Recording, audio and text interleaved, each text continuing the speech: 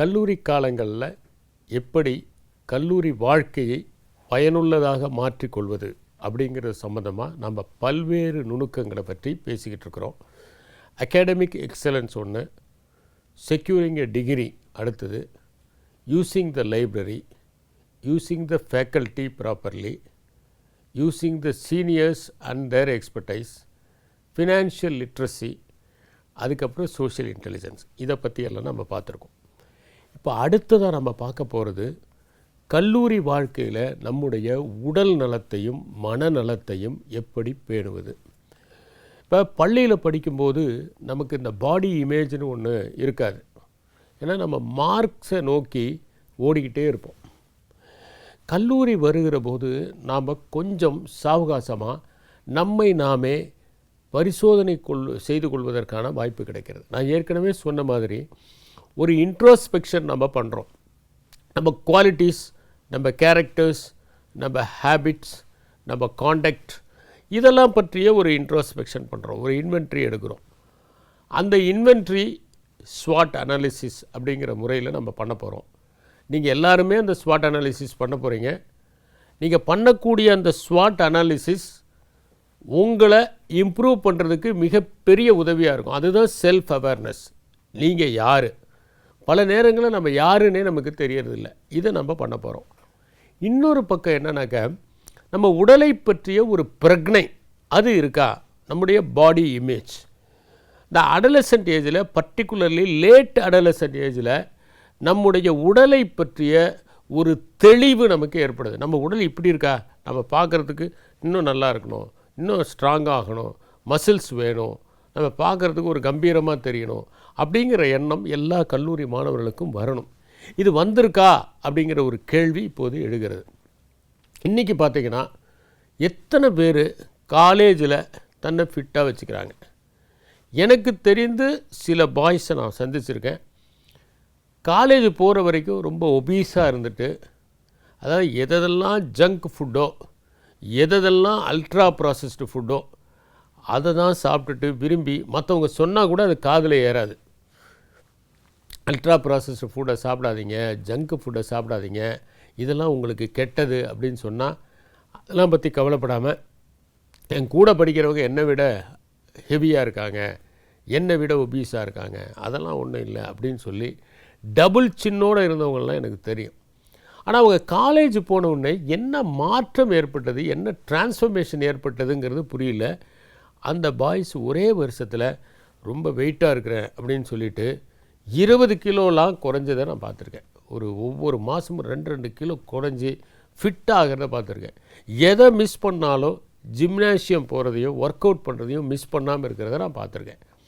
இதுக்கு என்ன காரணம்னா, கல்லூரி போன போது தான் நாம் மார்க்கை தாண்டி பல விஷயங்களை ஃபோக்கஸ் பண்ண முடியுது. நான் ஏற்கனவே சொன்னேன், பள்ளிக்கூடத்தில் இருக்கும்போது நமக்கு ஒரே ஒரு டார்கெட் தான், அதிக மார்க் எடுக்கணும், நம்ம விரும்பின காலேஜில் நமக்கு இடம் கிடைக்கணும். இதுதான் நம்முடைய ஓட்டம். அதை நோக்கி தான் போயிட்டுருக்குது. ஆனால் அதை விட்டு கொஞ்சம் வெளியே வரும்போது, அப்படி வெளியே வரும்போது நம்ம எல்லாத்த நோக்கியும் பார்க்குறோம். எல்லாத்த நோக்கியும் பார்க்கும்போது என்னென்னா, நம்முடைய பார்வை விசாலமானதாக ஆகிறது. இந்த டாவோவில் ஒரு ஸ்டோரி வரும். என்னென்னா, ஒருத்தன் திருடி மாட்டிக்குவோம். ஏன்னா அவனுடைய நண்பனை ஒரு வாரத்துக்கு முன்னாடி சந்திப்பான். ரொம்ப நாளைக்கு முன்னாடி பழக்கமான நண்பன் பெரிய பணக்காரன் ஆயிடுவான். அவன்கிட்ட கேட்பான், எப்படி நீ பணக்காரன் ஆகினேன்? நான் திருடி சம்பாதிச்சேன், திருடினேன், அதனால் பணக்காரன் ஆகிட்டேன் அப்படின்னு.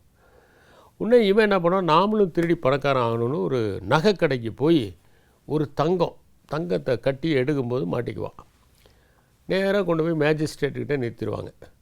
அந்த மேஜிஸ்ட்ரேட் கேட்பார், ஏப்பா அத்தனை பேர் கடையில் இருக்கிறாங்க ஊழியர்கள், அவங்க முன்னாடி போய் நீ திருடினா மாட்டிக்க மாட்டேன்னு நினச்சிக்கிட்டீங்க, நீ திருடினே, இத்தனை பேர் பார்த்துக்கிட்டு இருக்காங்க, அந்த டைமில் போய் எப்படி திருடின அப்படின்னு. உடனே அவன் சொல்கிறான், ஐயா அந்த நேரத்தில் எனக்கு தங்கம் மட்டும்தான் கண்ணில் பட்டது, இவங்கெல்லாம் என் கண்ணில் படவே இல்லை, அந்த தங்கம் மட்டும் பண்ணதுனால அதை எடுக்கணும்னு போய் நான் மாட்டிக்கிட்டேன் அப்படின்னு. அது மாதிரி அப்புறம் ஃப்ரெண்டு கிட்ட ஜெயிலில் பார்க்க வருவான் ஃப்ரெண்டு. அவன்கிட்ட கேட்பேன், நீ திருடினேன்னு சொல்லி தானே நான் திருடி மாட்டிக்கிட்டேன், நீ மட்டும் எப்படி மாட்டாமல் இருந்தேன்னு. அப்பா நான் அதை திருடல, சூரியன்கிட்ட இருந்து வெளிச்சத்தை திருடி நான் பயிர்களை பண்ணினேன், நான் வந்து ஆறிலிருந்து வர தண்ணி அது திருட்டுன்னு நான் சொன்னேன். அந்த தண்ணியை எடுத்து நான் விவசாயம் பண்ணேன். இப்படி ஒவ்வொன்றா சொல்லிட்டோம். தேனீக்கள்கிட்ட இருந்து நான் தேனை திருடி நான் தேன் வியாபாரம் பண்ணேன், இப்படிலாம் சொல்லுவான். அப்போ தான் இவனுக்கு தெரியும் அவன் திருடினதுங்கிறது இயற்கையிலேருந்து எடுத்த ரிசோர்ஸஸ் சொல்லியிருக்கான். இவன் வந்து தங்கத்தை போய் திருடி மாட்டிக்கிட்டான்னு. அந்த கதையில் வர தங்கம் மட்டுமே பார்வையில் இருந்த ஒருத்த மாதிரி இந்த மார்க்கு மட்டுமே பார்வையில் இருக்கிற மாதிரி இந்த பள்ளி பருவம் இருக்குது. ஆனால் கல்லூரிக்கு வந்த பிறகு பலரையும் பார்க்குறோம், ஃபிட்டாக வச்சுருக்கவங்கள பார்க்குறோம். இப்போ எங்கள் காலேஜில் பார்த்திங்கன்னா வருஷம் மிஸ்டர் அக்ரி அப்படின்னு ஒன்று, என்னென்னா யார் வந்து ரொம்ப ஃபிட்டாக இருக்காங்க அப்படின்னு. அதனால் ஜிம்னாசியத்துக்கு போயிட்டு பசங்களாம் வந்து கையில் எண்ணெயெல்லாம் தடவிக்கிட்டு வந்து பாடியை முறுக்கி இறுக்கி காமிப்பாங்க. அப்போ இன்னும் சில பேர் என்ன பாங்கன்னா அதை பார்த்துட்டு நாமளும் ஜிம்னாசியத்துக்கு போகணும். நிறைய பேர் ஃபிட்டாக டெய்லி ஒரு 1/2 hour 1 hour போய் ஜிம்னாசியத்தில் ஒர்க் அவுட் பண்ணிட்டு வரவங்களாம் இருக்கிறாங்க. அப்போ பாடி இமேஜ் அப்படிங்கிறது அந்த டைமில் தான் நமக்கு தெரியும். நம்ம பாடியை ட்ரிம்மாக வச்சுக்கணும், ஃபிட்டாக வச்சுக்கணும்னு. அதில் கல்லூரியில் நீங்கள் போன உடனே ஒன்று பண்ணணும் என்னன்னாக்கா, இந்த டைமில் நீங்கள் பாடியை ப்ராப்பராக மெயின்டைன் பண்ணலன்னா அதுக்கப்புறம் எப்போவுமே முடியாது. அப்புறம் வேலைக்கு போயிட்டீங்கன்னா வேலையில் அப்படியே ஃபிக்ஸ் ஆகிடுவீங்க. உங்களை தக்க வச்சுக்கிறதுக்கான முயற்சியில் இருப்பீங்க. வெளியே வந்தோடனே ஏதாவது ஒரு காம்படிட்டிவ் எக்ஸாமினேஷனுக்காக ப்ரிப்பேர் பண்ணுவீங்க. கடைசியில் பார்த்தீங்கன்னா நீங்கள் என்ன தான் முயற்சி பண்ணாலும் உங்கள் பாடி குறையவே குறையாது. அதனால் பாடியை ஃபிட்டாக வச்சுக்கிறது, தயார் நிலையில் வச்சுக்கிறது, நிறைய ஒர்க் பண்ணுற அளவுக்கு நம்ம கெப்பாசிட்டியோடு இருக்கிறது, ஸ்டாமினாவை வளர்த்துக்கிறது. ஸ்ட்ரென்த்துக்கும் ஸ்டாமினாவுக்கும் என்ன வித்தியாசம் அப்படின்னா, இப்போ சில பேர் பார்த்திங்கன்னா ஓடுவாங்க. 100 meters ரேஸில் ஜெயிக்கிறவங்களுக்கு ஸ்ட்ரென்த் அதிகம், மாரத்தானில் ஜெயிக்கிறவங்களுக்கு ஸ்டாமினா அதிகம். வாழ்க்கை வந்து ஒரு மாரத்தான் ரேஸ். எவ்வளவு நேரம் நம்ம தாக்கு பிடிக்கிறோங்கிறது தான் முக்கியம். மற்றவங்களாம் களைச்சி விழும்போது, இப்போ ஒரு சீட்டாவையும் ஒரு டியரையும் எடுத்துக்கிட்டிங்கன்னா, ஒரு சீட்டா ஓடும், ஃபாஸ்டஸ்ட் அனிமல். ஆனால் அது கொஞ்சம் தூரம் தான் ஃபாஸ்ட்டாக ஓட முடியும், அதுக்கப்புறம் அதனுடைய ஸ்பீடு குறைஞ்சிரும். ஆனால் ஒரு மான் எடுத்துக்கிட்டிங்கன்னா ரொம்ப நேரம் அதே ஸ்பீடில் அதனால் ஓட முடியும், அதுக்கு ஸ்டாமினா அதிகம். அதனால தான் என்னென்னா, ஒரு சீட்டா என்ன பண்ணுன்னா, ஒரு மானை பிடிக்கணும்னு நினச்சிச்சின்னா ஒரு குறிப்பிட்ட நேரத்துக்குள்ளே அதை பிடிக்கணும்னு நினைக்கும், அதுக்கேற்ற மாதிரி அது ஸ்கீமிங் பண்ணும். ஆனால் மான் என்ன பண்ணால் அந்த குறிப்பிட்ட நேரத்துக்குள்ளே நாம் தப்பிச்சிடணும்னு பார்க்கும். அதனால் கொஞ்சம் துள்ளி ஓடி நான் வேகமாக ஓடுறேங்கிற மாதிரி ஒரு பாவலை காமிச்சு எப்படியாவது தப்பிக்க முயற்சி பண்ணும். அந்த குறிப்பிட்ட நேரத்துக்குள்ளே அது பிடிச்சா தான் உண்டு, அந்த இனிஷியல் பீரியடில் பிடிச்சா தான் உண்டு. அதனால் என்னன்னாக்கா, ஸ்டாமினா நீங்கள் வளர்த்துக்கிறது, உங்களுடைய ஸ்ட்ரென்த்தை இம்ப்ரூவ் பண்ணிக்கிறது, அதுக்கப்புறம் எப்போவுமே ஃபிட்டாக இருக்கிறது, இது எல்லாத்தையுமே நம்ம வந்து கல்லூரி பருவத்தில் நம்ம அடைஞ்சிட்டோம்னா அதுக்கப்புறம் என்ன ஆகுன்னா மெயின்டெனன்ஸ் தான். மெயின்டெனன்ஸ் ரொம்ப ஈஸி. இனிமேல் புதுசாக போய் உருவாக்குறது கஷ்டம். அதனால் என்னென்னா, முதல்ல வந்து நம்ம பாடி மாஸ் இண்டெக்ஸ் அப்படிங்கிறது எவ்வளவு இருக்கலாம், எவ்வளோ நம்ம வெயிட் இருக்கலாம். ஜென்ரலாக பார்த்திங்கன்னா நம்ம சொல்கிறது என்னென்னா, ஒருத்தர் வந்து 170 சென்டிமீட்டர் இருந்தால் அதில் 100 கழிச்சிட்டா 70 சென்டிமீட்டர் இருக்கலாம்பாங்க. நான் என்ன சொல்லுவேன்னா 65 கிலோ இருக்கலாம், 70 கிலோ இருக்கலாம்னு சொல்கிறாங்க, 65 கிலோ இருக்கலாம். ஏன்னா போக போக நம்முடைய மெட்டபாலிக் ஆக்டிவிட்டீஸ் குறைய ஆரம்பிக்கும். அதனால் ஒருத்தர் 165 சென்டிமீட்டர்ஸ் இருந்தாங்கன்னா 60 kgs இருக்கலாம். அதுதான் அவங்களுடைய வெயிட் இருக்கக்கூடியது. அது ஒரு ஐடியலான வெயிட்டாக இருக்கும்.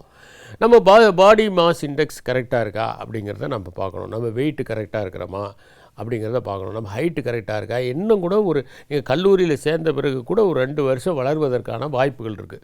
ஒருவேளை உங்களுக்கு திடீர்னு ஃபிசிக்கல் ஆக்டிவிட்டீஸை டிமாண்ட் பண்ணக்கூடிய சில பதவிகள் மேலே விருப்பம் இருக்குன்னு வச்சுக்கோங்க. நீங்கள் ஒரு டிஎஸ்பி ஆகணும், ஒரு எஸ்ஐ ஆகணும், அல்லது நீங்கள் வந்து ஒரு ஐபிஎஸ் ஆஃபீஸர் ஆகணும் அப்படின்னு நீங்கள் நினச்சிங்கன்னா அதுக்கேற்ற மாதிரி உங்கள் ஃபிசிக்கை மோல்டு பண்ணிக்கணும். எந்த ஜாபில் எந்த மாதிரியான ஃபிசிக்கல் ரிக்குவயர்மெண்ட் இருக்கோ அந்த மாதிரியான ஒரு ஜாபுக்கு உங்களை தகுதிப்படுத்தி கொள்வது மிகவும் அவசியம். இப்போ உடலை வந்து பேணி காட்பது என்பது பல வகைகளில். ஒன்று வந்து ஆரோக்கியமாக இருக்கிறது, அது ஒரு பக்கம். ஆரோக்கியமாக இருக்கிறது நான் ஏன் சொல்கிறேன்னா, சில பேர் என்ன பண்ணுவாங்கன்னா கல்லூரியில் அடிக்கடி லீவ் போடுவாங்க. என்னன்னா ஏதாவது ஒரு பிரச்சனை இருக்கும், அதுக்கு பல காரணங்கள், அடிக்கடி ஃபீவரு, அடிக்கடி கோல்டு, என்னென்னா இம்யூனிட்டி போதிய அளவில் இருக்காது. அதனால் அதை பார்த்துக்கணும். இப்போல்லாம் நிறைய வேக்சின்ஸ் எல்லாம் கூட இருக்குது, சாப்பிட்ற முறையில் இருக்குது. நல்ல நியூட்ரிஷனோடு சாப்பிட்றோமா, நல்ல மினரல்ஸ் எடுத்துக்கிறோமா, நல்ல விட்டமின்ஸ் எடுத்துக்கிறோமா, அல்ல அதுக்கு தேவையான டேப்லெட்ஸை சாப்பிட்றோமா, இதெல்லாம் நம்ம பார்த்துக்கணும். அப்போ நம்ம இம்யூனிட்டியை நம்ம வளர்த்துக்கிறதுக்கு என்ன மாதிரியான முயற்சிகள் எடுக்கிறோம். இப்போ ஜென்ரலாக பார்த்திங்கன்னா இந்த கோல்டு இந்த மாதிரி விஷயங்கள்லாம் வரவங்க மூச்சு பயிற்சி செய்வது மிகவும் நல்லதுங்கிறாங்க. ஏற்கனவே ஃபிட்டாக இருந்தால் கூட நம்மளுடைய பிளட் சர்க்குலேஷன் இம்ப்ரூவ் ஆகணும்னா அதுக்கு நம்ம வாக்கிங் பண்ணணும். வாக்கிங்கோ அல்லது ரன்னிங்கோ அல்லது ஜாகிங்கோ, இந்த டைமில் நீங்கள் ஜாகிங் பண்ணலாம், நீங்கள் ஸ்கிப்பிங் பண்ணலாம். ஸ்கிப்பிங் பண்ணுறது ஒரு நல்ல எக்ஸசைஸ். என்ன சொல்லுவாங்கன்னா, இந்த நடக்கும்போது நம்முடைய பிளட் சர்க்குலேஷன் ரொம்ப இம்ப்ரூவ் ஆகுது. அதனால தான் சில பேர் என்ன சொல்லுவாங்கன்னா, நம்மளுடைய காலில் இருக்கக்கூடிய மசில்ஸை வந்து செகண்ட் ஹார்ட் அப்படின்னு சொல்லுவாங்க. Second heart. ஏன்னா நம்ம நடக்கும்போது ஏற்படக்கூடிய அந்த பிளட் சர்க்குலேஷன் நம்ம ஹார்ட்டினுடைய அந்த ஃபங்க்ஷனிங்கை இம்ப்ரூவ் பண்ணும்.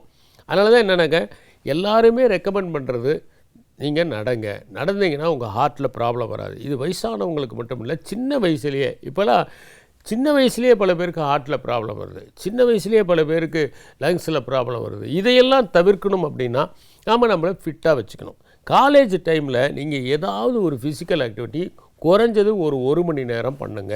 நான்லாம் வந்து +2 வரைக்கும் ரொம்ப நேரம் கிரவுண்டில் இருப்பேன். வாலிபால், பேஸ்கெட் பால், அப்புறம் ஃபுட்பால், இந்த மாதிரி கேம்ஸ் எதுவுமே இல்லைன்னா நாங்கள் என்ன பண்ணுவோம்னா கபடி விளையாடுவோம். இந்த மாதிரி கேம்ஸ்லாம் ரொம்ப விருப்பமாக விளையாடுவோம். நான் காலேஜ் போயினோடனே என்ன பண்ணேன்னா இந்த கேம்ஸ் எல்லாம் அப்படியே ஸ்டாப் பண்ணிட்டேன். அப்போ என் மைண்டெல்லாம் என்ன ஆச்சுன்னா க்ரியேட்டிவிட்டி, எழுதுறது, படிக்கிறது, இந்த மாதிரி தான் என்னுடைய ஃபோக்கஸ் இருந்தது. காலேஜ் போய் நான் ஃபிசிக்கல் ஆக்டிவிட்டி பண்ணாமல் போனோடனே என்னாச்சுன்னா என்னை அறியாமலேயே என்னுடைய அந்த ஃபிசிக் கொஞ்சம், அதாவது என்னுடைய செஸ்ட்டு எல்லாமே சுருங்க ஆரம்பிச்சிருச்சு. நான் பெரிய அளவில் சாப்பாட்டில் கூட ஃபோக்கஸ் பண்ணலை, நல்லா சாப்பிட்ணுன்னு நினைக்கல. படிக்கிறது, மார்க் வாங்குறது, அதோடு ஜாலியாக இருந்துட்டேன். காலேஜை விட்டு வெளியே வந்த பிறகு அக்ரிகல்ச்சர் ஆஃபீஸராக போய் சேர்றேன். அக்ரிகல்ச்சர் ஆஃபீஸராக நான் சேர்ந்த இடம் ராயக்கோட்டைங்கிற இடம். அங்கே வந்து வில்லேஜஸ்க்கு மத்தியானம் போகணும். எதையோ கொஞ்சம் நான் என்ன பண்ணுவேன்னா, நான் சாப்பிட்ற அங்கே ஒரு 2 கடை இருந்தது. ஒன்று வந்து ராகவேந்திரா மெஸ்ஸுன்னு ஒன்று இருக்கும், இன்னொன்று அங்கே ராஜு கடைன்னு சொல்லுவாங்க ராயக்கோட்டையில். அங்கே என்னென்னா 4 இட்லி, அந்த சட்னியில் புளி வச்சு, ஏன்னா மத்தியானம் கெடாமல் இருக்கிறதுக்காக. அப்போல்லாம் மினரல் வாட்டர் பாட்டில்லாம் ஒன்றும் கிடையாது, ஒன்றுமே அந்த மாதிரி சமாச்சாரம்லாம் கிடையாது. நீங்கள் பாட்டுக்கு போகணும், ஏதாவது ஒரு கிராமத்தில் போய் விவசாயிகள்லாம் சந்திக்கணும். அப்போ ட்ரைனிங் அண்ட் விசிட் சிஸ்டம். போய் விவசாயிகள்லாம் சந்திச்சுட்டு அவங்களுடைய நோட் புக்கில் எழுதிட்டு அப்புறம் மத்தியானம் வருவோம். எனக்கு கீழே ஒரு ஏஏஓ ஒருத்தர் இருப்பார், அசிஸ்டன்ட் அக்ரிகல்ச்சர் ஆஃபீஸர்னு. அங்கே 2 பேரும் போய், அப்போ அந்த பகுதியில், அந்த ராயக்கோட்டை பகுதியிலலாம் எப்படின்னா நிலத்தடி நீர் அவ்வளவு நல்லா இருக்கும். இங்கே என்னுடைய ஜூரிஸ்டிக்ஷன் வந்து ராயக்கோட்டையிலேருந்து இந்த பக்கம் உத்தனப்பள்ளி வரைக்கும் இருக்கும். இந்த ஆண்டு அதே மாதிரி கிட்டத்தட்ட கிளமங்கலத்துக்கு கொஞ்சம் முன்னாடி வரைக்கும் இருக்கும். அவ்வளோ தூரம் போயிட்டு வரணும். போனால் நிலத்தடி நீர் மேலேயே இருக்கும். நாங்கள் என்ன பண்ணுவோம்னா ஏதாவது ஒரு பண்ணையில் போய் உட்காந்துக்கிட்டு அந்த தண்ணி நல்லா, அதை படிக்கட்டு இருக்கும் கிணத்துல இறங்கிறதுக்கு, எல்லாம் பெரிய கிணறு. அந்த கிணத்துல இறங்கி நாங்கள் கையை அலம்பிக்கிட்டு மேலே வந்து நான் இட்லியை சாப்பிட்ணும். அந்த ஏஏஓ இருக்கார், அவர் நல்லா வீட்டில் சுவையாக சமைச்சு எடுத்துகிட்டு வந்திருப்பார். 2 அடுக்கு 3 அடுக்கு டிஃபன் பாக்ஸில் அவர் நல்லா சுவையாக, சார் சாப்பிட்றீங்களா அப்படிம்பார். அவர்கிட்ட நம்ம வாங்கி சாப்பிட முடியுமா? இல்லைங்க நீங்கள் சாப்பிடுங்க அப்படின்னு சொல்லிட்டு அந்த இட்லியை ரொம்ப கஷ்டப்பட்டு சாப்பிட்டா அது விற்கும். தண்ணிலாம் கிடையாது, ஏன்னா மினரல் வாட்டர் பாட்டில்லாம் கிடையாது. ஸோ அந்த இட்லியை சாப்பிட்டுட்டு கீழே போய் இறங்கி அந்த கிணத்துலையே தண்ணியை எடுத்து குடிச்சிட்டு அந்த டிஃபன் பாக்ஸை அங்கேயே கழுவி இப்படி ஓரமாக தள்ளி விட்டுட்டு மேலே ஏறி வரணும். இதுதான். எதுவும் தண்ணியை நடுவில்லாம் குடிக்க முடியாது. வீட்டுக்கு போனால் ஏதாவது சில பேர் என்ன பண்ணுவாங்கன்னா, ரொம்ப அன்பாரவங்க என்ன பண்ணுவாங்கன்னா மோர் கொடுப்பாங்க. அந்த பகுதியில் மாடெல்லாம் ரொம்ப பிரியமாக வளர்த்துவாங்க, ஏதாவது மோர் கொடுப்பாங்க. இது சாப்பிடுவோம். சாயந்தரம் பஸ்ஸை பிடிச்சி வந்துடணும். நைட்டெல்லாம் வந்து 2 மணி வரைக்கும் நான் படிப்பேன். ஒரு 12 மணி வாக்கில் கீழே இறங்கி போயினா ராயக்கோட்டையில் டீ ஸ்டால் நைட்டெல்லாம் இருக்கும். அப்போ அந்த டீ ஸ்டாலில் போய் ஒரு டீயை சாப்பிட்டு வந்து 2 மணி 2:30 மணி வரைக்கும் படிப்பேன். பஸ்ஸில் போகும்போது படிச்சுட்டே போவேன். எனக்கு ஹெல்த்தை பற்றி நான் பெருசாக கவலையும் படல. பார்த்துக்கலாம் அப்படின்ட்டு ஏதோ ஆரோக்கியமாக இருந்தோம், சாப்பிட்டோம், பிடிச்சோம், படித்தோம். சரி, எக்ஸாம் எழுதியாச்சு. அப்போ எக்ஸாம் எழுதி மெயின்ஸ் ரிசல்ட்டு வரும்போது நான் கிளமங்கலத்தில் டெப்போவில் வேலை செய்கிறேன். அப்போ ஒரு நாள் மத்தியானமாக எனக்கு ரிசல்ட்டு மெயின்ஸ் நீங்கள் கிளியர் பண்ணியாச்சுன்னு தெரியுது. சரி நான் பர்சனாலிட்டி டெஸ்ட்டுக்கு நான் ப்ரிப்பேர் பண்ணிவிட்டு பர்சனாலிட்டி டெஸ்ட்டை அட்டன் பண்ணிட்டேன். பர்சனாலிட்டி டெஸ்ட்டு அட்டன் பண்ண பிறகு எனக்கு ட்ரான்ஸ்ஃபர் கொடுக்குறாங்க. எங்கன்னா பாலக்கோடில் கொடுக்குறாங்க. பாலக்கோடில் இருக்கும்போது தான் எனக்கு ரிசல்ட் வருது 227 ரேங்க். 227னா ஐபிஎஸ். சரி, ஆல் இண்டியா சர்வீஸ் ஒன்று கிடச்சிருச்சு நம்ம ஃபஸ்ட்டு முறையே. ஆல்ரைட், நம்ம போய் ஜாயின் பண்ணலாம் அப்படிங்கிறது. சரி, இனிமேல் நம்ம காம்படிட்டிவ் எக்ஸாமுக்கு படிக்க வேண்டியதில்லைன்னு நான் வீட்டுக்கு வரேன். வீட்டுக்கு வந்தால் நான் வரதுக்கு முன்னாடி ஒரு லெட்டர் வந்திருக்கு. என்னென்னா, you are not eligible for IPS, ஃபிசிக்கலாக யூ ஆர் நாட் ஃபிட்டு. என்னென்னா, உங்களுடைய செஸ்ட்டு வந்து போதிய அளவு இல்லை. செஸ்ட் எவ்வளோ இருக்கணும்? சுருங்கின லெவலில் 79, எக்ஸ்பேண்ட் பண்ணாக 84 இருக்கணும். அது இல்லை. அதனால் நீங்கள் வந்து மறுபடியும் அப்பீல் பண்ணலாம். அப்பீல் பண்ணிங்கன்னா இன்னொரு சான்ஸ் கொடுப்பாங்க அப்படின்னு. எனக்கு இடி விழுந்த மாதிரி இருந்தது. நான் பெரிய நம்பிக்கையோடு அங்கேருந்து வந்துட்டா இப்போ எனக்கு அது கிடைக்காது, வேறு ஏதாவது ஒரு சர்வீஸ் தான் கிடைக்கும். அப்போ ஆல் இண்டியா சர்வீஸை இழந்துட்டுமேனு நான் எனக்கு சோகமாக உட்காந்துருக்கேன். அப்போ என் ஃப்ரெண்டு ஒருத்தர் டோனின்னு, ரொம்ப நல்ல டைப்பு. அவங்க அப்பா ரொம்ப பிரியமாக இருப்பார். டோனியை விட அவங்க அப்பா தான் எனக்கு ஃப்ரெண்டு. அவர் ஜேவியர்னு பேர். அவர் இந்த விஷயத்தை கேள்விப்பட்டவுடனே 2 கட்டுமஸ்தான வாலிபர்களை எங்கள் வீட்டுக்கு கூட்டிகிட்டு வந்தார். அவங்க 2 பேரும் என்னை வந்து இப்படி மேலே இறங்கி இந்த மாடு விலைக்கு வாங்குற மாதிரி இப்படி பார்த்தாங்க. இப்படி மேலே இறங்கி பார்த்துட்டு ஒருத்தர் இப்படினாரு, இன்னொருத்தர் இப்படினாரு. என்னங்க அப்படின்னு. செஸ்ட்டு இம்ப்ரூவ் பண்ணிடலாம் சார், பெஞ்ச் ப்ரெஸ்ஸு எக்ஸசைஸ்லாம் எடுத்தோம்னா சரியாக போயிடும் அப்படின்னாங்க. சரிங்க அப்படின்னு சொன்னேன். அப்புறம் என்ன எப்படி அந்த உடம்பை பெருக்க வைக்கிறது? 76 இருக்குது, 76, 81 இருக்குது. அதுலேருந்து 79, 84 கொண்டு போகணும். 3 சென்டிமீட்டர் அதிகப்படுத்தணும். என் பிரதரும் வீட்டில் இருக்கிறாரு. அப்போ என்ன பண்ணுறது அப்படின்னோடனே அதுக்கு ஒருத்தர் சொன்னார், பழைய சாதம் டெய்லி சாப்பிட்டிங்கன்னா காலையில் நல்லா சதை போடும், கொஞ்சம் செஸ்ட் இம்ப்ரூவ் ஆகும்னு. அதுக்கப்புறம் பழைய சாதத்தை சாப்பிட்றது, பாதாம் பிஸ்தா எல்லாம் சாப்பிட்ணும். அதுக்கப்புறம் பார்த்திங்கன்னா நல்லா நியூட்ரிஷஸாக சாப்பிட்டுட்டு என்ன 2 அந்த வாலிபர்கள் சாயந்தரம் வந்து கூட்டிகிட்டு போய் பஸ்கி எடுக்கணும். பெஞ்சில் இருந்து பெஞ்ச் ப்ரெஸ் இப்படி பண்ணணும். அது ஃபஸ்ட்டு வெயிட் எடுத்து வச்சாங்க. அதுக்கு மேலேருந்து கீழே வந்துச்சு, என்னால் தூக்கவே முடியல, அப்படியே அமுக்கிட்டேன் நான். அதுக்கப்புறம் மறுபடியும் கஷ்டப்பட்டு தூக்கி கொஞ்சம் கொஞ்சமாக தூக்கி அதுக்கப்புறம் ஒரு 4 நாள் கழித்து அளந்து பார்த்தா ஏற்கனவே 76 இருந்தது பாருங்கள், அது இப்போ 74 ஆகிடுச்சு. உடனே ஏன்னா அது ஏற்கனவே இருந்ததை விட 2 சென்டிமீட்டர் இல்லை, முதல்ல சுருங்கி அப்புறமா தான் விரியும் அப்படின்னு அதுக்கு ஒரு தத்துவத்தை சொன்னாங்க. ஃபஸ்ட்டு சுருங்கும் அப்புறமே விரியும் அப்படின்ட்டு. சரின்ட்டு பயங்கர விகரஸு. காலையில் ரன்னிங்கு, சாயந்தரம் பெஞ்ச் ப்ரெஸ்ஸு, நைட் எக்ஸசைஸு, தண்டால், அது இது. என் பிரதர் என்ன பண்ணுவார்னா, இந்த வராங்க இல்லை யாராவது வந்து உட்காந்தாங்கன்னா இவங்க செஸ்ட்டு ஐபிஎஸ்க்கு ஃபிட்டாக இருக்கான்னு பார்க்கலாமான்னு அவங்க உடனே டேப் எடுத்து மெஷர் பண்ணி அவர் ஒரு காமெடி பண்ணிகிட்டு இருந்தார். இப்போ என்னாச்சுன்னா, ஒரு 3 வாரம் கடுமையாக எக்ஸசைஸ்லாம் பண்ணி வீட்டில் லீவ் போட்டு எப்படியாவது செஸ்ட்டு இம்ப்ரூவ் பண்ணி நம்ம ஜெயிச்சிடணுன்ட்டு டாக்டருங்கெல்லாம் வந்து சைன் போட்டாங்க, அப்பீலுக்கு போகலாம் அப்படின்ட்டு அனுப்பிச்சாச்சு. வரப்போகுது டெஸ்ட்டு. நானும் பயங்கரமாக இப்படி எல்லாம் என்னென்னமோ பண்ணி பார்க்குறேன். ரொம்ப எக்ஸசைஸ் பண்ணுறதுனால என்னாச்சுன்னா ஃபீவர் வந்துடுச்சு. ஃபீவர் வந்து 1 வாரம் படுத்துட்டேன். அதுக்கப்புறம் இந்த ஆசையே போயிடுச்சு. சரி, எந்த சர்வீஸ் கிடைச்சாலும் கிடைக்கட்டும் அப்படின்னு முடிவு பண்ணியாச்சு. ஸோ அதுக்கப்புறம் நான் போய் ஐஆர்எஸில் ஜாயின் பண்ணேன். 2வது முறை என்ன பண்ணேன், நான் இந்த தவறை செய்யலை. என்ன பண்ணேன்னா, எக்ஸாம் எழுதுகிற எக்ஸாமுக்கு ப்ரிப்பேர் பண்ணும்போதே ஃபுட்டில் நான் ஃபோக்கஸ் பண்ண ஆரம்பித்தேன். ஃப்ரூட்ஸ் சாப்பிட ஆரம்பித்தேன், ப்ரோட்டீன் சாப்பிட ஆரம்பித்தேன், தேவையான மினரல்ஸ்லாம் சாப்பிட ஆரம்பித்தேன். அதனால் என்னாச்சுன்னா, அங்கே போகும்போது கரெக்டாக என்னை செக் பண்ணுறாங்க. கரெக்டாக 79, 84 இருந்தது. So I was eligible for IPS second time. ஆனால் எனக்கு என்னென்னா, அதுக்கான தேவையில்லாமல் எனக்கு ஐஏஎஸ் கிடச்சிருச்சு. அதனால் பிரச்சனை இல்லாமல் போயிடுச்சு. இல்லை என்னன்னா, நான் இந்த பர்சனாலிட்டி டெஸ்ட் இல்லாமல் ரிட்டன் மார்க்ஸ்லேயே I was eligible for IPS. அந்த அளவுக்கு மார்க்கை ரிட்டன் எக்ஸாம்லேயே என்னால் வாங்க முடிஞ்சது. இது எதுக்கு சொல்ல வரேன்னா, இப்போ யாருக்காவது ஐபிஎஸ் தான் ஒரு கனவுன்னு இருந்ததுன்னு வச்சுக்கோங்க, அவங்க அப்படி ஹெல்த்தை நெக்லெக்ட் பண்ணக்கூடாது இல்லையா அவங்க. அதனால் என்னென்னா, உங்களுக்கு எந்த மாதிரி ஃபிசிக்கலாக வந்து நீங்கள் சில குவாலிஃபிகேஷன்ஸ் இருக்க வேண்டிய ஜாபாக இருந்துச்சுன்னா அதுக்கேற்ற மாதிரி, போலீஸ்க்கு விரும்புனீங்கன்னா அதுக்கேற்ற மாதிரி உங்களுடைய ஃபிசிக்கை நீங்கள் டியூன் பண்ணிக்கணும். அதே மாதிரி வேறு ஏதாவது யூனிஃபார்ம் சர்வீஸ்க்கு நீங்கள் போகணும்னு விரும்புனீங்கனாலும் அதுக்கேற்ற மாதிரி உங்களுடைய ஹெல்த்தை நீங்கள் டியூன் பண்ணிக்கணும். இதையெல்லாம் செய்கிறதுக்கு நீங்கள் இந்த கல்லூரி பருவத்தை தான் நீங்கள் அணுக வேண்டியது சரியாக இருக்கும். சரி, இந்த ஃபிசிக்கல் ஆக்டிவிட்டி எந்த மாதிரி ஃபிசிக்கல் ஆக்டிவிட்டி பண்ணலாம், எப்படி பண்ணலாம்? ஃபஸ்ட் இயர்லேருந்தே நீங்கள் ஏதாவது ஒரு ஃபிசிக்கல் ஆக்டிவிட்டியை தேர்ந்தெடுத்துக்கங்க. இதுக்கு என்னென்னா, உங்களுடைய நல்ல ஃப்ரெண்டாக ஆகக்கூடிய சீனியர்ஸே உங்களுக்கு கைட் பண்ணுவாங்க. அந்த லைனில் இருக்கக்கூடியவங்க உங்களை கூட்டிகிட்டு போய் எந்த மாதிரி ஃபிசிக்கல் ஆக்டிவிட்டியை ஸ்டார்ட் பண்ணலாம். இப்போ சில பேர் என்ன பண்ணுவாங்கன்னா, எடுத்த உடனே ரொம்ப கஷ்டப்பட்டுருவாங்க. கஷ்டப்பட்டு அடிபட்டுக்குவாங்க, அல்லது அது மேலே வெறுப்பு வந்துடும்.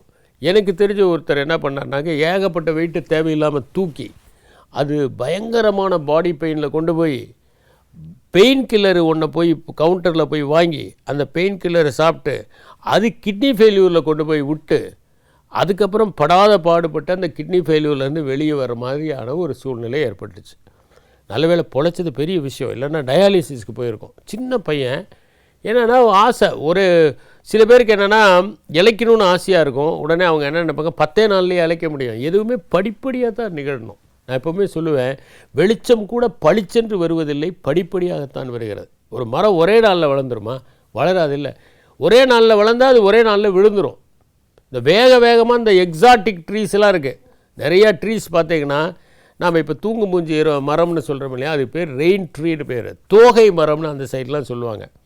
இந்த அதில் தான் இந்த மரச்சிற்பங்கள்லாம் நிறைய பேர் செய்வாங்க. அந்த கள்ளக்குறிச்சியெல்லாம் மரச்சிற்பங்கள், அதே மாதிரி தாதகாப்பட்டியில் மரச்சிற்பங்கள். இந்த மரச்சிற்பங்கள்லாம் இந்த தோகை மரம்பாங்க. அவங்க அது தூங்கு மூஞ்சி மரம்னு சொல்கிறது இல்லை, அதை மழை மரம் அப்படிமா, ரெயின் ட்ரீ அப்படிம்பாங்க இங்கிலீஷில். அதுக்கு பேர் சமானியா சமான்னு பேர் பாட்டனியில். அந்த மரம் பார்த்திங்கன்னா நல்லா இருக்கும். திடீர்னு ஒரு நாள் அப்படியே மலையில் விழுந்துடும். பெரிய மரமாக இருக்கும், அதில் பலகை செய்வாங்க, அது டப்புன்னு ஒரு நாள் விழுந்துடும். நான் சீஃப் செக்ரட்டரியாக இருக்கும்போது ஒரு தடவை போகிறேன், என்ட்ரானா ஒரு மரம் விழுந்துருச்சு, ஒருத்தருக்கு அடிபட்டுருச்சு, ஒருத்தர் செத்து போயிட்டாங்க. போலீஸ் கான்ஸ்டபிள், ஒரு அம்மா லேடி கான்ஸ்டபிள், கரெக்டாக அந்த மெயின் பில்டிங் அந்த இதுக்கு திரும்பும்போது ஒரு மரம் டப்புன்னு விழுந்துருச்சு. ஒரு சத்தங்கித்தான், அவங்க லஞ்சு கீழே உட்காந்து சாப்பிட்லான்னு திறந்துருக்காங்க, சத்தங்கித்தான் இல்லை.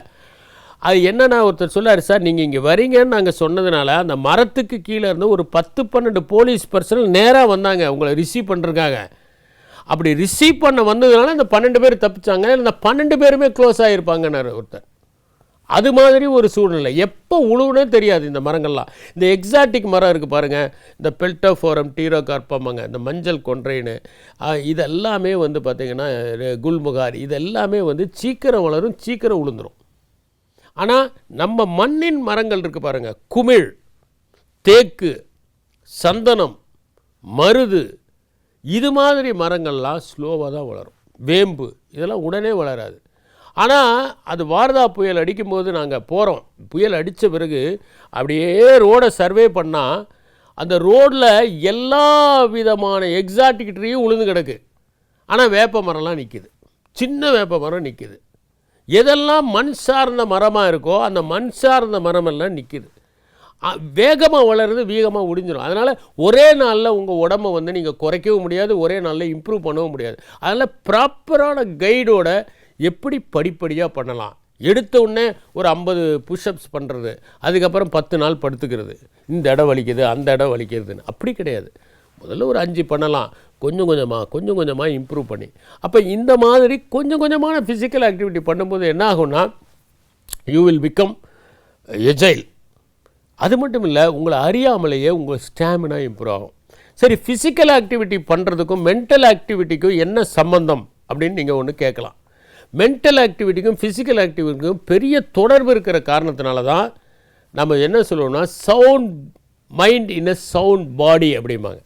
Sound mind in a sound பாடின்னா என்ன அர்த்தம்னா, நம்முடைய வலிமையான ஒரு மனம் எந்த இடத்துல இருக்குன்னா, வலிமையான உடலில் தான் இருக்க முடியும்.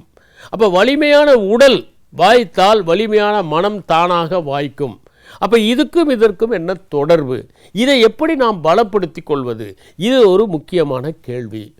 உங்களுடைய வாழ்க்கையில் நீங்கள் வெற்றி பெறணும்னு நினச்சிங்கன்னா, இந்த கல்லூரி பருவத்தில் வெளியே வரும்போது உங்களுடைய உடல் எல்லா வகையிலையும் ஃபிட்டாக இருக்கணும். ஒரு ஏபிள் பாடிடு யங் மேன் நம்ம இலக்கியத்தில் படிக்கிறோம், நம்ம மணிமேகலையில் படிக்கிறோம், அகநானூரில் படிக்கிறோம். எப்படின்னா, குளக்கரையில் மழை பொழிகிற போது அந்த கரை உடையாமல் இருப்பதற்காக அந்த ஏபிள் பாடிடு யங் மேன் காவல் இருப்பாங்க.